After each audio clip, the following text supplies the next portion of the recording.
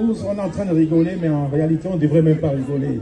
Parce que ce système de 43 ans de prévarication, de voleurs, de bandits, à la solde de tous ces Français qui sont en train de nous espionner, va s'arrêter en 2025. Et comme d'habitude, il faut quand même que tous nos frères qui sont derrière, en train de boire de l'eau, se rapprochent un peu, parce qu'on va chanter. Je ne peux pas parler sans chanter, parce que M. Mbia, je le dis toujours, est le meilleur sous-préfet français. Et je le dis et je le crie haut et fort qu'on puisse m'entendre. Vous pouvez vous rapprocher, mes amis, mes anciens collègues là. Écoutez très bien, M. Mbia est l'ancien sous-préfet et le meilleur sous-préfet de la France. Donc tout ce qui se passe aujourd'hui au Cameroun, j'indexe le président Emmanuel Macron comme le complice du génocide qui se passe au Cameroun au nord-ouest. Je mets M. Emmanuel Macron comme le complice du génocide qui se passe dans la conscience collective des Camerounais, les prisonniers qui sont là, et M. Atangandi, qui est l'un de nos meilleurs communicateurs. Je lui dis bravo, M. Atangandi, parce que grâce à vous, les Camerounais ont compris qu'enfin, on doit être motivé pour aller s'inscrire sur les listes électorales. Le 10 août 2021, quand mon frère Joseph Bamou lançait la campagne d'inscription sur les listes électorales, on pensait que c'était la blague. On se disait, ils vont prendre les armes, mais non. Aujourd'hui, notre meilleur communicateur, c'est M. Atangandi. Alors, how many people, Paul Biago Kilo? How many people, Paul Biago Kilo? How many people, Paul Biago Kilo? How many people, Paul Biago Kilo? Oh, you go kill retire. Oh, you go kill retire. Oh, you go kill retire. How many people, Paul Biago kill? Many people, Paul Biago kill. How many people, Paul Biago kill? Oh, you go kill retire. Oh, you go kill retire. Oh, you go kill retire. How many people, Paul Biago kill? Je commence mon propos en disant à monsieur Eric, le docteur Eric Essoussé, à monsieur l'ambassadeur du Cameroun à Paris, monsieur, je ne sais plus son nom parce qu'il ne tient pas intéressant. Quand il est arrivé ici à Paris, il nous a dit, il n'y a ni basse, il n'y a ni patriote, je suis le père de tous les Camerounais. Mais aujourd'hui, on se rend compte qu'ils sont dans un complot pour pouvoir nous casser, pour pouvoir nous déshumaniser, pour pouvoir voler nos droits. Et je les rappelle que les fichiers de l'ECAM en 2018 ont bien montré et prouvé que les Camerounais qui étaient en situation irrégulière ont voté à l'ambassade du Cameroun. Tous les Camerounais qui étaient en situation irrégulière en 2018 ont voté dans les locaux de l'ambassade du Cameroun à Paris. Alors, monsieur l'ambassadeur, en complicité avec le directeur de l'ECAM Cameroun, aujourd'hui se transforme en agent de renseignement des services secrets français, se transforme en policier pour nuire des Camerounais qui ont pris le bateau au péril de leur vie, qui ont pris la mer au péril de leur vie et qui se trouvent dans une situation précaire. Je pense que si tout allait bien au Cameroun, on ne serait pas là avec ces frères qui aujourd'hui, une fois de plus, sont blasphémés dans leurs droits. Monsieur Eric Essoussé, cette première manifestation est la première d'une série de manifestations. Jusqu'en 2025, nous allons marcher. Pas seulement à Paris, mais à Belgique, en Allemagne, en Angleterre, en Espagne. On va faire le tour du monde. Merci à vous, mes chers frères, anciens collègues. Écoutez très bien. Donnez bien les renseignements à M. Macron, qui est là, effectivement, pour pérenniser ce pouvoir, pour garder ces agents dormants de la France à la tête de nos nations. C'est terminé. C'est pour ça l'inscription sur les listes électorales dans toutes les diasporas, c'est un droit fondamental. Ici en France, ça ne se passe même par email. Ça se passe par email. Mais aujourd'hui, l'ECAM qui devait être présent dans les diasporas à partir du 1er janvier 2024 arrive en France, à Paris, le 25 avril. Et regardez les oreilles de l'ECAM. 13h, 16h, les horaires où les gens sont au travail, les horaires où on ne peut pas naturellement quitter son travail, partir du 91, venir dans le 16e, voter et rentrer. Tout ça, c'est une manipulation du système bien. Et alors, on ne pourra plus laisser faire cette cacophonie. Les Camerounais de 2024 et 2025 ne seront jamais ceux de 2017 et 2018. Et je le rappelle encore, en 2018, les Camerounais sans Carolo ont voté. Ça, c'est une première victoire, une première revendication que nous devons absolument imposer à ce régime de prévaricateurs qui n'attend qu'une chose, nous décourager. Et ça ne fonctionne pas. Vous avez vu au Cameroun, la réponse à M. Atangandi, c'était la motivation. Quand vous voyez dans les marchés, les mamans en train de sortir, on a vu un maire tellement zélé qui a même osé demander la carte des résidents à des Camerounais qui vivent au Cameroun. C'est du n'importe quoi. Ce régime, c'est juste les soubresauts d'un régime en perdition. Et nous allons accompagner ce régime à laisser le pouvoir pacifiquement pour qu'enfin on puisse discuter avec nos frères anglophones, pour qu'enfin on puisse rétablir le Cameroun, on puisse redorer au Cameroun ses lettres de noblesse. Et je dis encore, M. Macron, toute votre politique que vous faites pour maintenir ce Cameroun-là sous votre mainmise est terminée. Le Cameroun est le seul pays en Afrique où il y a un ambassadeur, ancien militaire, ancien général. Le seul pays en Afrique, vous pouvez vérifier, l'ambassadeur de France au Cameroun, c'est un général à la retraite. Tout ça pour nous imposer, pour nous faire peur.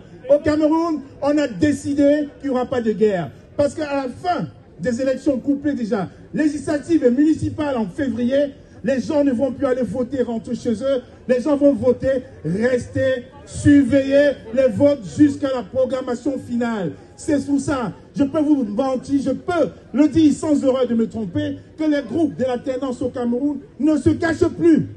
Nous avons des cellules dormantes.